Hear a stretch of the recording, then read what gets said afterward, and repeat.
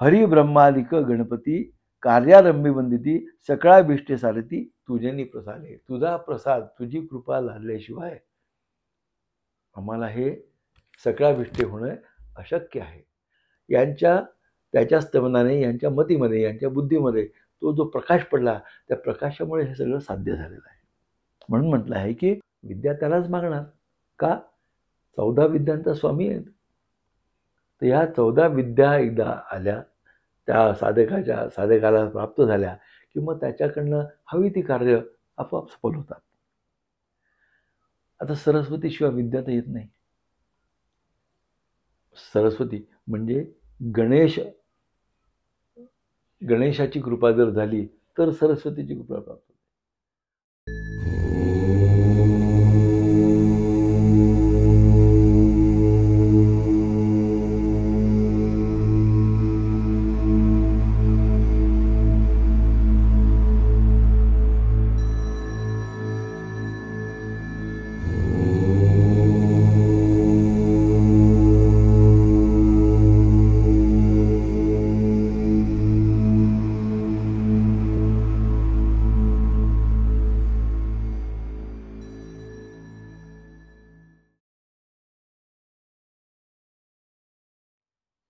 वेदशास्त्र पुराणे तुझेची असे लेखन. आता बघा इथे समजायचं आहे थोडं.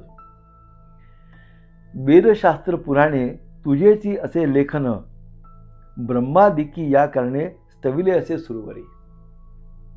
या ओळीचा अर्थ फार गर्भित अर्थ आहे याच्यामध्ये की वेदशास्त्र पुराणे हे कोणी लिहिलं आहे? हे त्या महात्म्यांनी लिहिलेलं आहे ज्यांना गजानन प्रसन्न झाला, ज्यांना गणपती प्रसन्न झाला. कसा प्रसन्न होणार? त्याचं वर्णन वाचताना, त्याची स्तुती करताना, त्याचं पूजन करताना हे चित्र समोर उभं राहिलं की तो प्रसन्न होतो. आणि ज्याला तो प्रसन्न झाला मग तो वेद रचिता होतो, मग तो उपनिषद रचिता होतो, मग पुराणे रचिता होतो, शास्त्र रचिता होतो. तर असं ज्यांनी वेद रचले आहेत, ज्यांनी शास्त्र पुराणे 18 पुराणे हे सध्या रचना केलेलं आहे, रचनात्मक त्यांची रचना केलेली आहे वेदशास्त्र पुराणांची, त्यांना गणेश प्रसन्न झाला म्हणून त्यांनी करू शकले आहेत ते. म्हणून म्हटलंय की वेदशास्त्र पुराणे तुझेची असे लेखन. तुझेची म्हणजे तुझी कृपा झाल्यानंतर जी काही लिहिलं गेले याच्यामुळे.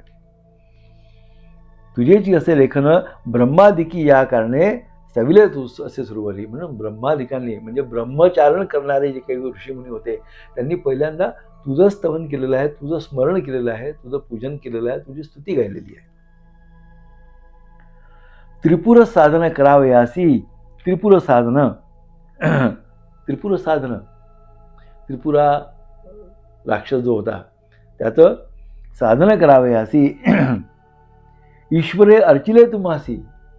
त्याचा नाश करण्यासाठी तुम्हाला अर्चिले म्हणजे शंकराने ईश्वर म्हणजे शंकर, त्याने तुझी रचना केली आहे.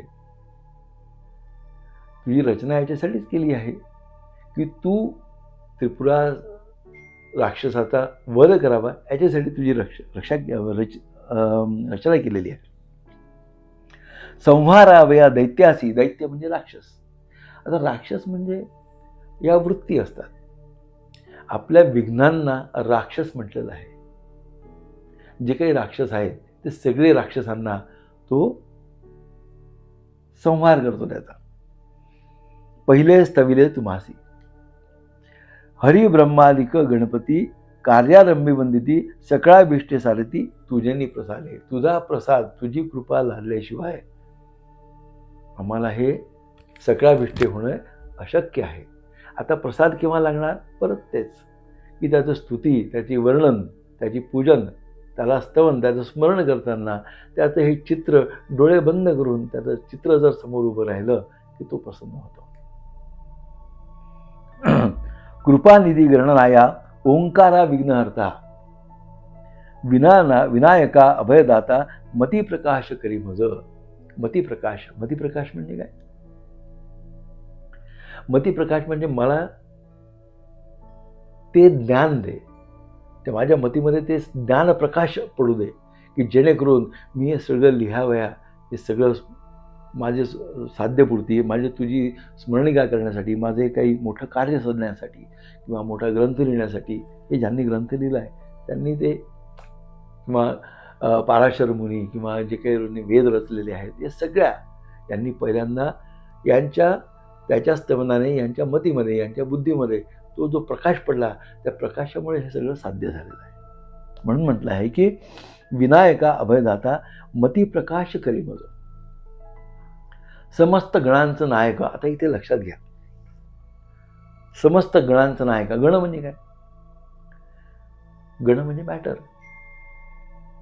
आपलं जे काही आपण म्हणतो ना मॅटर, जे काही आपल्याला दिसतंय, आपण त्याचं काही स्पर्श करू शकतो, हे सगळ्यांना मॅटर म्हटलेलं आहे.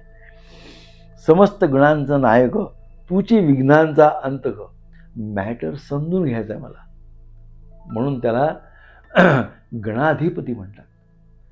सगळ्या गणांचा, सगळ्या पृथ्वी तत्वाचा तो नायक आहे, म्हणून त्याला मूलाधार स्थितोसी नित्य म्हटलेलं आहे. समस्त गणांचा नायक तुची विघ्नांचा अंत ग. अंत म्हणजे अंत करणारा. तू ते वंदिती जे लोक कार्य सारे त्यांचे. तू ते वंदिती जे लोक, तू जे तुझं वंदन करतात, जे तुझं वंदन करतात, जे तुझं स्मरण करतात, नित्य स्मरण, त्याला तू सहाय्य होतो. कशासाठी? कसा? सगळ्या विघ्नांचा अंत करून, आणि मग त्यांचे कार्य सफल होते. सकळ कार्याचा आधारू तूची कृपेचा सागरू. जे काही कार्य आहे ते कार्य सफल करण्यासाठी आधार तूच आहे. तूची कृपेचा सागरू करुणा दिदी गौरी कमरू मती प्रकाश करी मज. वारंवार तेच सांगितलेलं आहे, तीच प्रार्थना गणेशाला केलेली आहे. माझे मनीची वासना म्हणजे प्रत्येक साधकाच्या, त्याच्या मनामध्ये काही इच्छा असतात. माझे मनीची वासना तुवा पूर्वावी गजानना, तोच पुरवणार आहे. कसा पद्धतीने पुरवणार आहे? तर विघ्नांचा अंत करून. शेवटी तुमच्या इच्छा तुम्हाला त्यासाठी कार्यरत तुम्हालाच व्हावं लागणार आहे, साधकालाच व्हावं लागणार आहे. परंतु ते विघ्ने जर, त्या विघ्नांचा जर नाश झाला तर त्यांचे कार्य सायासाविण म्हणतात त्याला, कष्टाविण साह्य होतो. माझे मनीची वासना तुवा पूर्वावी गजानना साष्टांग करतो ना म्हणा विद्या देई मजा हाता. विद्या त्यालाच मागणार का? 14 विद्यांचा स्वामी आहे. तर या 14 विद्या एकदा आल्या, त्या साधकाला प्राप्त झाल्या की मग त्याच्याकडनं हवी ती कार्य आपोआप सफल होतात. नेणता होतो मतिहीन म्हणूनही धरले चरण. नेणता म्हणजे काही न जाणता, मला काही माहिती नव्हतं, मतिहीन होतो मी, माझ्याकडे मतीच नव्हती, प्रकाश नव्हता मतीमध्ये. म्हणूनही धरले तुझे चरण, म्हणून तर तुझे चरण धरतो. आणि तुझे चरण धरल्याशिवाय मी मतिप्रकाश मला होणार कसं काय? मतिहीनापासून तर मतिप्रकाशापर्यंत जाणार कसं काय? म्हणूनही धरले तुझे चरण 14 विद्यांचे निधान शरणागत वरपदा. 14 विद्यांचे निधान. निधान म्हणजे साठा. या 14 विद्यांचा साठा जो तू आहे, 14 विद्यांचे निधान शरणागत वरपदा. शरणागत वरपदा म्हणजे काय? तुला जो कोणी शरण येतो त्याला शरणागत होऊन तुझ्याशी, तुला जे काही वर मागतो, जे काही प्रार्थना करतो, त्या शरणागताला तू या 14 विद्यांचे निदान जे तुझ्याकडे आहे ते तू दे. माझे अंतःकरणेचे व्हावे. माझे अंतःकरणेचे व्हावे म्हणजे या गुरुचरित्रामध्ये ज्या साधकाने, ज्या नामधारकाने, ज्यांनी हे गुरुचरित्राची रचना केली आहे, त्याने त्याची इच्छा काय होती? गुरुचरित्र लिहिण्याची. त्या चरित्र सिद्धमुनींनी जे काही वर्णनात्मक काही मोजक्या कथा, त्यांचं वर्णन जे काही सांगितलेलं आहे नामधारकाला, ते लिहिण्याची, ओवीमध्ये लिहिण्याची ती इच्छा माझी आहे, ती माझे उद्देश आहे. त्या उद्देशपूर्तीसाठी तू मला सहाय्य कर. माझे अंतःकरणी व्हावेत गुरुचरित्र कथन करावे, पूर्ण दृष्टीने पाहावे, ग्रंथसिद्धी पाहावे दातारा. ग्रंथसिद्धी पाहावे दातारा म्हणजे काय, की हा ग्रंथ हा माझ्याकडनं पूर्ण होऊ दे. हा ग्रंथ पूर्ण करण्यासाठी तू मला मदत कर. मी तुझं पूजन करतोय, तुला वंदन करतोय. यामध्ये येणारे विघ्न, त्या विघ्नांचा तू नाश कर. आता बंधू, आता इथपर्यंत झालं. म्हणजे इथपर्यंत गणेशाचं वचन श्रवण का करायचं आहे, गणेशाचं पूजन का करायचं आहे, त्याचं वर्णन करताना समोर चित्रित कसं करायचं आहे, डोळ्यासमोर कसं आणायचं आहे, हे आपण आतापर्यंत बघितलं. आता पुढे, आता बंधू ब्रह्मकुमारी म्हणजे सरस्वती. आता सरस्वती शिवाय विद्या तर येत नाही. सरस्वती म्हणजे गणेशाची कृपा जर झाली तर सरस्वतीची कृपा प्राप्त होते. म्हणून सरस्वतीला प्राप्त करण्यासाठी पहिल्यांदा गणेशास्तवन. आता मग तिचंही पूजन तर करावंच लागेल. म्हणून पहिल्यांदा नंतर सरस्वती. आता बंधू ब्रह्मकुमारी, जिचे नाम वागेश्वरी, पुस्तक विणा जिचे करी, हंस वाहिनी दसे देख. परत आता गणेश गजाननाचं वर्णन झालं, त्याचं स्तवन झालं, त्याला वंदन झालं, त्याचं स्मरण झालं, चित्र पुढे आणलं, वर्णन पुढे अगदी चित्र समोर ठेवलं, त्याचं वर्णन झालं, त्याचं स्तवन झाल्यावर मग आता स्तवन करायचं आहे ब्रह्मकुमारी सरस्वतीचं. तेही तसंच. कारण जोपर्यंत तुम्हाला ते दिलेलं वर्णन, हे दिलेलं गुरुचित्रामध्ये त्यासाठीच आहे की चित्र तुम्ही डोळ्यासमोर उभं करा. काय ब्रह्मकुमारीचं वदन, तुम्ही तिथं स्तवन करत आहात. समोर वागीश्वरी म्हणजे वाणीची देवता आहे. ती तुमची वाणी, ती प्रसन्न झाल्याशिवाय तुमच्या वाणीमध्ये प्रभू प्रगल्भताच येणार नाही. मग ती वागेश्वरी, पुस्तक विणा जिचे घरी. एका हाती पुस्तक आहे, विद्या पुस्तक, आणि विणा तंबोरा जिच्या हातात आहे, असं चित्र उभं करायचं आहे आपल्याला. हंस वाहिनी असेल, एखादी हंसावर बसलेली आहे. विद्या वीर शास्त्रासी, अधिकार जाणा शारदेसी, तिये वंदिता विश्वासी, ज्ञान होय अवधारा. हे ज्ञान कशामुळे होतं, हे तिचं वर्णन केल्यामुळे. तिला प्रसन्न झाल्याशिवाय, तिला म्हणजे सरस्वतीला, शारदेला, त्या वागेश्वरीला ज्ञान होणं म्हणजे या प्रक्रिया आहे. ज्ञान होणं म्हणजे डोक्यात येणं, समजणं, आकलन होणं. अरे पण इथपर्यंत ठीक आहे, पण पुढे काय, वाणीतून प्रगट तर व्हायला पाहिजे ना. झालेलं ज्ञान प्रगट करण्यासाठी तुमच्याकडे जर वाणी नसेल मग उपयोग काय. मग ते झालेलं ज्ञान, मग ते ज्ञान पण प्राप्त होऊ देत, आणि झालेलं ज्ञान वाणीतून प्रगट होण्यासाठी मला वाणी पण प्रगल्भ होऊ देत. विद्यावीर शास्त्रासी, अधिकार जाणा शारदेसी, तिये वंदिता विश्वासी, ज्ञान होय अवधारा. म्हणून नमितो तुझे चरणी. म्हणून यासाठी माझ्या वाणीला प्रगल्भ कर, मला ज्ञान लाभू दे. हे करण्यासाठी तुझे मी चरणी नतमस्तक होतो. प्रसन्न व्हावे मद स्वामिनी, राहून या माझे वणी, ग्रंथ रिदू करी आता. ग्रंथ रिदू करी आता. रिदू म्हणजे प्रवेश. आता हे तुझं स्मरण केलं, माझ्या वाणीला प्रगल्भ कर, तू माझ्या वाणीला सहाय्य हो. आणि अशा पद्धतीने मी आता काय करतोय सगळं, आता मला ग्रंथ रिदू करी आता, म्हणजे मला आता या ग्रंथ लिहिण्याला मला सुरुवात करायची आहे, प्रारंभ करायचा आहे. ऐक माझी विनंती. विनंतीच करावी लागणार, त्याशिवाय पर्याय नाही. ऐक माझी विनंती, द्यावी आता अवलीलामती. अवलीला म्हणजे चांगली, माझ्या मतीला चांगली होऊ दे, मला चांगली मती दे. अवलीलामती, विस्तार करावा या गुरुचरित्री, मती प्रकाश करी मज. या गुरुचरित्राचा विस्तार करायचा आहे. या गुरूंच्या लीला मी ज्या ऐकलेल्या आहे, ज्या कथन झालेल्या आहे, मला सिद्ध मुनींनी नामधारकाला ज्या काही कथा सांगितलेल्या आहेत मोजक्या, त्या कथा वर्णन करायची मला मती दे, आणि त्या मतीमध्ये मला प्रकाश दे. जय जय वो जगन्माते, तुची विश्व वाग्देवते, वेदशास्त्रे तुझी लिखिते, नांदविषयी येण्यापरी. वेदशास्त्र जे काही आहे, ते तुझीच लिखित आहे, म्हणजे तुझ्या कृपेने ज्ञान झालं साधकाला, ज्यांनी वेदशास्त्रांची रचना केली. तुझ्या कृपेने ज्ञान झालं आणि तुझ्या कृपेने मुखातून ती वाणी बाहेर पडली आणि त्याने वेदशास्त्रांची रचना झाली. नांदविषयी येणेपरी माते तुझ्या वाणी, माते तुझ्या वाणी उत्पत्ती वेदपुराणी वदता साही दर्शनी त्याते अशक्य परियसा.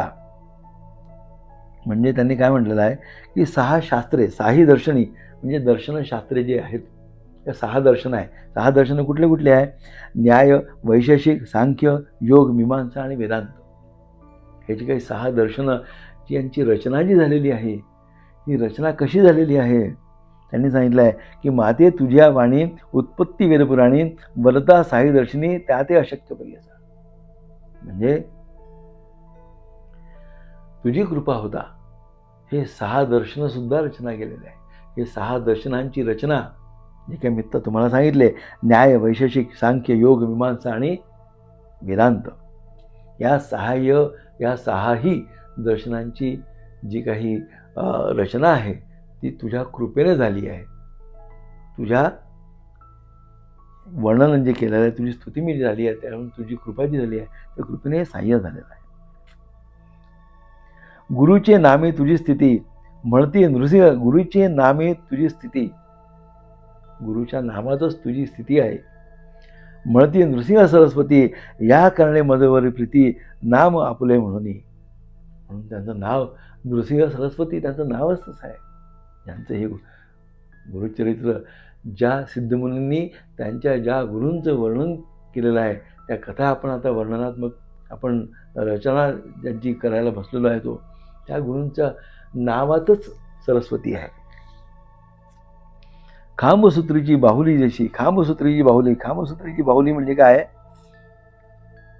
कळसूत्राची बाहुली म्हणजे, कळसूत्र म्हणजे काळाप्रमाणे काळ तुम्हाला जसा नाचवतो तशी ती कांबसूत्रीची बाहुली म्हणतात.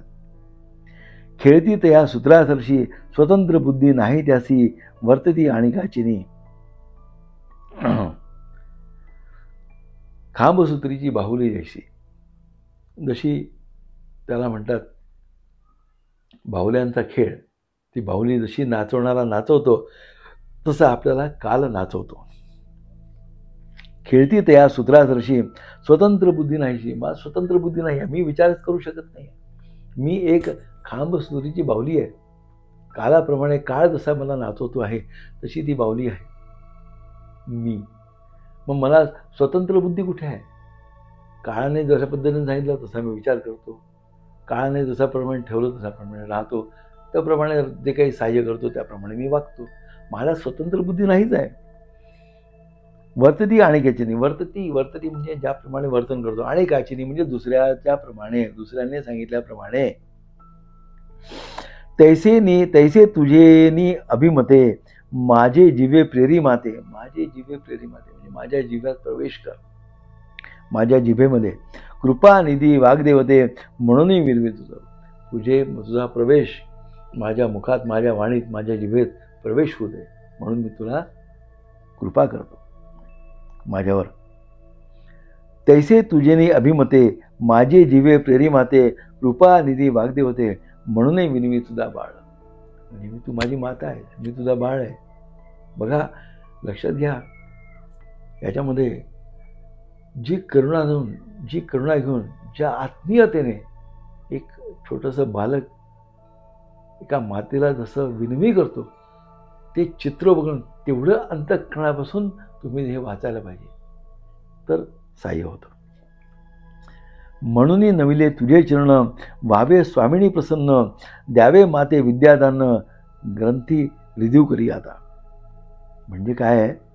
स्वामिनी मला विद्या दे, मला विद्यादान कर, की जेणेकरून मी या ग्रंथामध्ये, या ग्रंथाचं स्वामींच्या लीला वर्णनाचं मी ग्रंथ जो करत आहे त्या ग्रंथाचा प्रवेश करेल मी. आता इथपर्यंत झालं. इथपर्यंत कोणाचं झालं? सरस्वतीचं. म्हणजे गणेश विधान, त्याची स्तुती, त्याचं स्तवन, त्याचं स्मरण, चित्र उभं करायचं. त्याच्यानंतर सरस्वती, त्याचे वर्णन दिलेलं आहे, सरस्वतीचं वर्णन, ते वर्णन, तिचं स्मरण, ते स्मरण करताना सरस्वतीचं चित्र उभं करायचं आणि त्याच अंतःकरणाने, त्याच आत्मीयतेने तिला आपण वंदन करायचं, विद्यादान मागायचं. आता गजानन झालं, गजानन स्तवन झालं, सरस्वती स्तवन झालं. आता बंधू त्रिमूर्तीशी, तिसरा नंबर त्रिमूर्तीशी, ब्रह्म विष्णू महेश. ब्रह्मा विष्णू शिवासी विद्या मागेन मी तयासी अनुक्रमे करोनी. माझा उद्देशच तो आहे. उद्देश माझा आहे ग्रंथ पूर्ण करणं आहे. गुरूंच्या स्वामींच्या कथांचं, लीलांचं वर्णन करण्याचं आहे. ती शक्ती मला दे. ही शक्ती मला प्राप्त होण्यासाठी पहिल्यांदा गजाननाचं स्तवन केलं, मग सरस्वतीचं स्तवन केलं, आता त्रिमूर्तीचं स्तवन करणार. चतुर्मुखे असदी द्यासी, चतुर्मुखे असदी ज्यासी करता जो काही या सृष्टीसी, या सृष्टीचा जो काही करता आहे, वेद झाले ज्याचे मुखेसी त्याचे चरणी नमन. म्हणजे ज्याच्या मुखातून वेद झाले, ज्याच्या मुखातून वेद झाले म्हणजे ज्याला त्रिमूर्ती प्रसन्न झाले, ज्याच्या या साधकावर ज्या त्रिमूर्तीने साधन कृपा केली, त्याच्या मुखातून ते वेद झालेले आहे. आता बंधू ऋषिकेशी,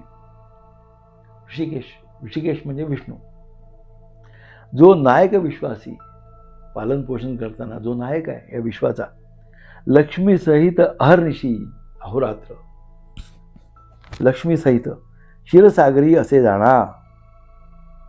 आता बंधू ऋषिकेशी, जो नायक विश्वासी, लक्ष्मी सहित अहर्निशी क्षीरसागरी असे जाणा. चतुर्बाहू नरहरी शंख चक्र गदा. आता बघा परत वर्णन आलं.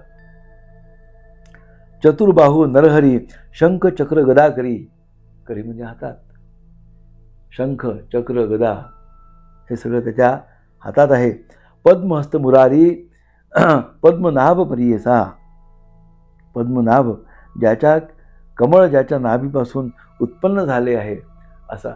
आता हे वर्णन समोर यायलाच पाहिजे. आपल्याला जर आपलं उद्देशपूर्ती करायची असेल तर हे वर्णन समोर आल्याशिवाय नुसतं वाचून काही उपयोग नाही. याच्यात मंत्र आहेत, प्रभावशाली मंत्र आहेत, अक्षरागणित काही मंत्र आहेत, याच्याबद्दल निर्वाद नाही. पण आपल्याला जर उद्देशपूर्ती आपलं पूर्ण सहाय्य जर वाट असेल, म्हणून विवेकानंदांनी सांगितलं आहे की गुरुचरित्र एकदा वाचा, पूर्ण प्राप्ती होते. पण काही लोक पारायणावर पारायण करतात, मग त्यांना सहाय्य होतं पण त्याची उद्देशपूर्ती होते का? नाही. का? कारण ते या पद्धतीने वाचत नाही. हे दिलेलं आहे, हे वर्णन कशासाठी दिलेलं आहे? वाचायसाठी नाही, तर ते वर्णन समोर आणण्यासाठी दिलेलं आहे.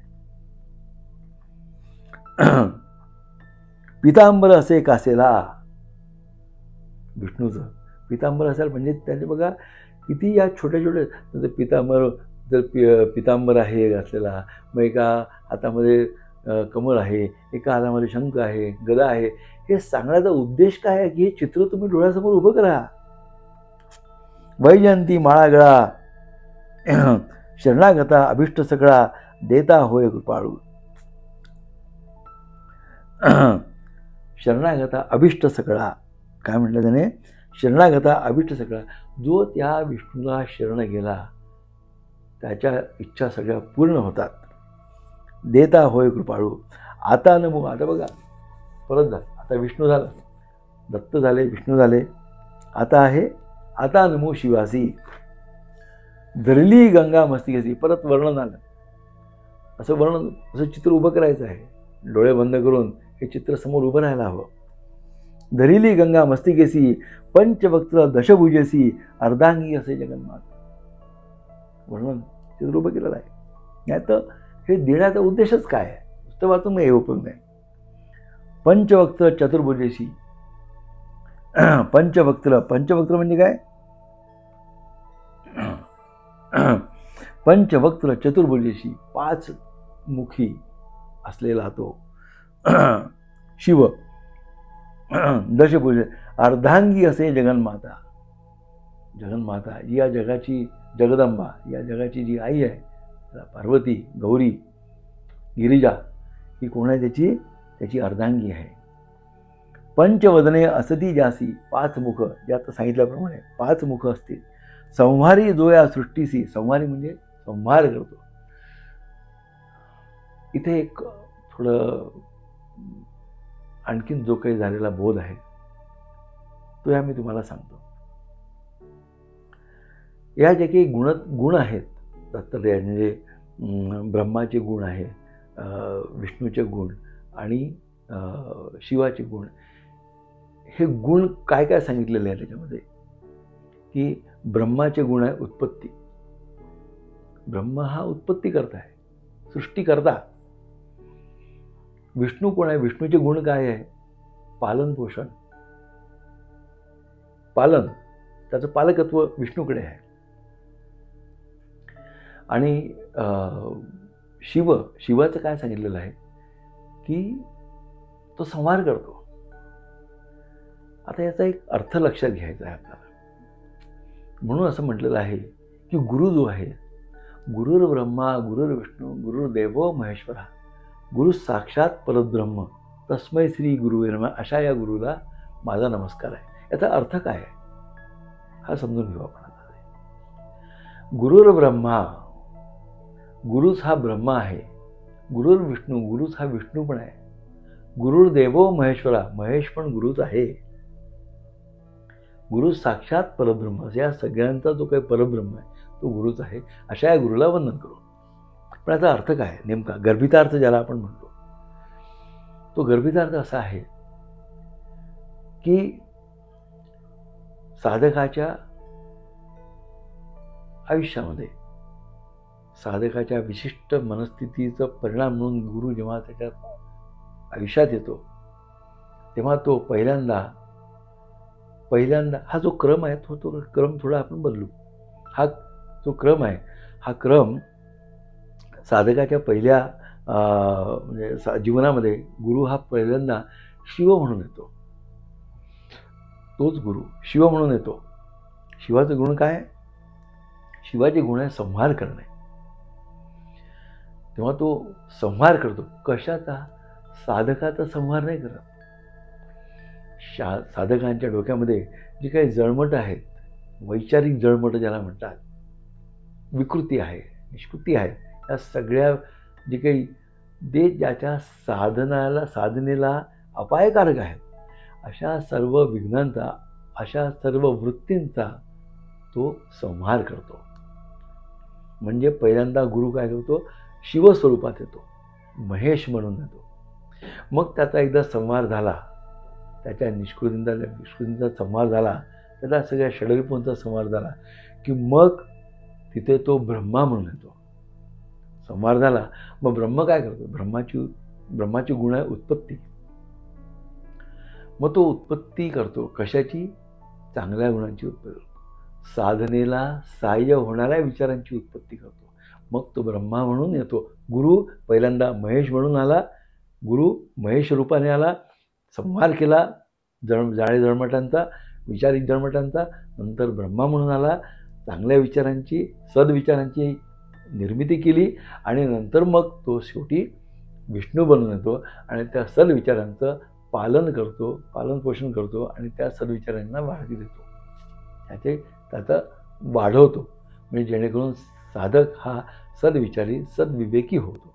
अशा पद्धतीने गुरु म्हणून गुरु ब्रह्मा गुरु विष्णू गुरुदेव महेश्वरा, गुरु हा पहिल्यांदा महेश म्हणून आला, सगळे वैचारिक जळमट जे आहेत ते काढलीत, जी त्याच्या साधनेला अपायकारक होणार होती ती साधने. मग तो ब्रह्मा आला, बनून आला गुरुच, तोच गुरु ब्रह्मा बनून येतो आणि मग चांगल्या विचारांची निर्मिती करतो आणि मग विष्णू म्हणून तोच येतो आणि मग पालन. अशा पद्धतीने म्हणून म्हटलेलं आहे त्याचे की पंचवदने संहारी जो या सृष्टीची, म्हणूनही बोलतो स्मशानवासी, त्याचे चरण म्हणून अशा या महेशाला, अशा या गुरुला जो महेश बनून येतो त्याला माझा नमन आहे त्याची चरणी. आता त्याचं वर्णन, व्याघ्रांबर पांघरुण सर्वांगी असे सर्व. व्याघ्रांबर, व्याघ्राजीन ज्याला म्हणतात, की वाघाचं कातडं त्याने आपल्या कमरेभोवती गुंडाळलेलं आहे.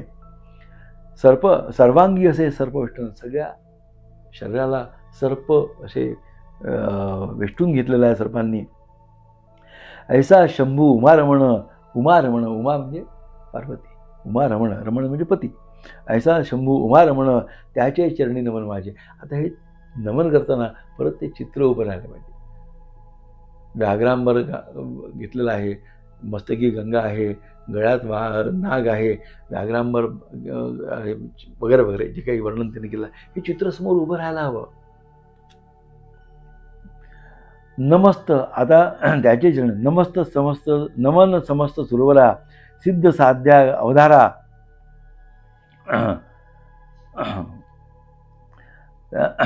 गंधर्व यक्ष किन्नरा, ऋषीश्वरा नमन माझे. सगळे काही जे काही ऋषीश्वर होऊन गेले की ज्या ऋषींना हे सगळे गजानन, गणपती, सरस्वती, त्रिमूर्ती, ब्रह्मविष्णुमय ज्यांना प्रसन्न झाले आणि ज्यांना प्रसन्न झाल्यामुळे ते जे काही असाध्य कार्य करू शकले या कवींनासुद्धा माझे सगळे नमन आहे. आता इथपर्यंत झालं. आता बंधू कविगुणासी, आता बंधू कविगुणासी, पाराशरादी व्यासासी, वाल्मिकादी सगळिकासी नमन माझे प्रियस. आता यांना काय वंदन करायचं? करावंच लागेल. कारण जे काही मला ग्रंथ मला प्रत्यक्षात आणायचं आहे, लिहायचं आहे, तो लिहिण्यासाठी माझ्यामध्ये कवित्व तर पाहिजेच. मग कवित्व मग आम्ही गणेशालाही विनंती केली आहे, सरस्वतीला विनंती केली, त्रिमूर्तीलाही विनंती केली, पाराशरादी. आता या कविगुणांना बाबा तुम्ही त्यांना वर दिलेलं आहे, वरदान त्यांनी तुम्हाला केलेलं आहे. त्या वरदानाने तुम्हाला ते कवित्व प्राप्त, अशी कवित्व माझ्यातसुद्धा येऊ दे असं म्हणून तुम्हालाही. कारण तुमच्या कवित्वानेच रामायण महाभारत हे रचला गेलेलं आहे. तर तुमच्यातलं ते कवित्व माझ्यातसुद्धा प्रकाश होऊ दे, प्रवेश होऊ दे त्या कवित्वाचा, जेणेकरून त्या कवित्वाने माझा ग्रंथ साकार करेल. आता बंधू कविगुणासी, पाराशरादी व्यासासी, वाल्मिकादी सगळिकासी नमन माझे प्रियसा. नेणे कवित्व ऐसे कले, नेणे कवित्वाच्या येशे माझ्याकडे कुठे कवित्व. आता हे कवित्व मला ग्रंथामध्ये यायचं तर तुमची कृपा झाल्याशिवाय कसं होणार. नेणे कवित्व असे केले असे कसे, म्हणून तुम्हा विनविलसे, ज्ञान द्यावे जी भरवसे, आपुला दास म्हणून. मी आपला दास आहे, तर मला ते कवित्व प्रदान करा. न कळे ग्रंथ प्रकार, मला कुठे काय ग्रंथ कळतो. न कळे ग्रंथ प्रकार, नेणे शास्त्राचा विचार, मला शास्त्र कळत नाही, मला ग्रंथ काय कळत. भाषा नाही महाराष्ट्र, मला भाषासुद्धा निश्चित येत नाही, मराठीसुद्धा माझी नीट येत नाही. म्हणून विनवी तुम्हाला. मी का विनवतो आहे तुम्हाला? कारण मला ग्रंथशास्त्र माहिती नाही, मला ग्रंथ माहिती नाही. ग्रंथ रचिता कसा रचायचा असतो ते मला माहिती नाही, मला काही माहिती नाही, मी मतिहीन आहे. तुमचं सगळ्यांचं सहाय्य झाल्याशिवाय हा ग्रंथ पूर्ण अशक्य आहे. न कळे ग्रंथ प्रकार, समस्त तुम्ही कृपा करणे, माझी वचना सहाय्य होणे, शब्द व्युत्पत्तीही नेणे, कविकुळ तुम्ही प्रतिपाळा. शब्द व्युत्पत्ती, माझे शब्द जे काही आहे, शब्दोत्त विज्ञान म्हणजे काय म्हणतात त्याला, डिक्शनरी माझ्याकडे नाही आहेत. हे शब्द कसे, एवढे मोठे मोठे शब्द, मी यांचं वर्णन करण्याचे, लीला वर्णन करण्याचे शब्द मला यायला हवेत ना. त्या शब्दामध्ये प्रगल्भता पाहिजे, ते शब्द मोठे पाहिजे. मग ते शब्द कोण देणार? मी तर मतिहीन आहे. मग याच्यासाठी तुमची कृपा माझ्यावर आवश्यक आहे, म्हणून मी तुम्हाला विनवितो. ऐसे सकळिका विनोनी, असं सगळ्यांना विनवून, ऐसे सकळिका विनोनी, मग ध्यायले पूर्वजमनी, उभय पक्ष जनकजननी, महात्म्य पुण्यपुरुषांचे. पूर्वज म्हणजे जे काही माझे पूर्वज होऊन गेले त्यांचं सुद्धा स्मरण गरजेचं आहे. पूर्वजांच्यामुळे माता पिता आली आणि माता पितांमुळे मी आलो. म्हणजे आज जे काही मी सहाय्य करतो आहे, मी जर माझं अस्तित्वच नसतं मी कसा आलो असतो. आज मी जे काही या मोठ्या कामाला, या प्रासादिक कामाला जे काही मी आज हात घातलेला आहे, जे पूर्ण करण्यासाठी मी तुम्हाला तुमचे स्मरण करतो आहे, तुमची पूजा करतो आहे, तुम्हाला विनंती करतो आहे, ते सहाय्य होण्यासाठी ती ती जी मला बुद्धी प्राप्त झालेली आहे ही माझ्या पूर्वजांच्या त्या पुण्यपुरुषांनी केलेली आहे. त्यांच्यामुळेच मला ही बुद्धी प्राप्त झाली आणि म्हणून पूर्वजांचे आणि मातापित्यांचे सुद्धा उपकार माझ्यावर आहे. आपस्तंभ शाखेसी गोत्र कौंडिण्य महाऋषी साखरे नाम ख्यातीसी सायन देवा पासावं. आता साखरे हे आडनाव होतं. ज्यांना सिद्धमुनींनी सांगितलं ते सगळे साखरे नाव, त्यांचं आपस्तंभ शाखा होती. ती त्याची माहिती आहे. कौंडिण्य गोत्र होतं. गोत्र कौंडिण्य महाऋषी साखरे नाम ख्यातीसी सायन देवा पासावं. त्यापासून नागदेव. आता त्यापासून सायनदेव, सायनदेवापासून म्हणजे सायनदेवानंतर मग कोण? नागनाथ. त्यापासून नागनाथ. देवराव त्यात सुत, सुत म्हणजे मुलगा, त्याचा मुलगा देवराव. सदा सद्गुरु चरण ध्यात गंगाधर जनक माझा. म्हणजे सदा नेहमी सद्गुरु चरण ध्यात म्हणजे प्रत्येक वेळी प्रत्येक क्षणी मला सदा ध्यानात काय आहे तर सद्गुरु चरण सदा. आणि माझा गंगाधर माझा म्हणजे मी जे लिहितो आहे ग्रंथ, तर माझा जनक म्हणजे पिता, हा याचं नाव गंगाधर. नमन करता जनकचरणी माता पूर्वज ध्यायमनी जो का पूर्वज नामधारणी अश्वलायन शाखेसी. जो काही नामधरणी होता तो अश्वलायन शाखेसी होता.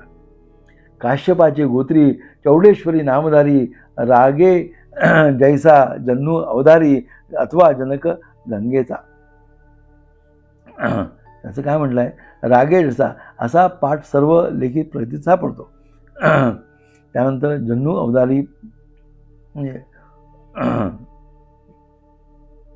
आता जन्नू अवधारी, जन्नूचा अर्थ त्यांनी असा सांगितला आहे की हा सोमवंशीय राजा होता. गंगेला रागाने पिऊन नंतर कानातून सोडून दिली म्हणून तिला जान्हवी असे म्हणतात. असा अथवा गंगेचा जनेता. त्याची कन्या माझी जननी निश्चय जैसी भवानी चंपा नामे म्हणून स्वामिनी माझी परिसा. म्हणजे माझी स्वामिनी म्हणजे पत्नी, तिचं नाव चंपा आणि माझ्या आईचं नाव काय सांगितलं त्यांनी? निश्चय जैसी भवानी चंपा नामे म्हणून स्वामिनी असे माझी परिसा. नमिता जनक जननीसी, यांचं जनक जननीसी आईवडिलांना नमून झाल्यावर अनंतर नमो श्री गुरुसी झाली मती प्रकाशी गुरुचरण स्मरावया. आता इतकं स्मरण, इतकं अंतःकरणाने स्मरण केलं, इतक्या अंतःकरणाने वचन त्यांची स्मरण केल्यावर, त्यांचा विनंती केल्यावर माझी मती प्रकाश झाली. म्हणून म्हटलंय त्या अनंतर समो श्री गुरुसी झाली मती प्रकाशी गुरुचरण स्मरावया. गंगाधराची खुशी जन्म झाला प्रियसी सदा ध्याय श्री गुरुसी एका भावे निरंतर. अशा पद्धतीने मला ती स्मृती झाली, मला स्मृती प्रकाश झाला, मती प्रकाश झाला, मला बुद्धी झाली आणि अशा पद्धतीने मी ग्रंथ लिहायला बसलो, सुरुवात झाली. अवधूत चिंतन श्री गुरुदेव दत्त श्री स्वामी समर्थ.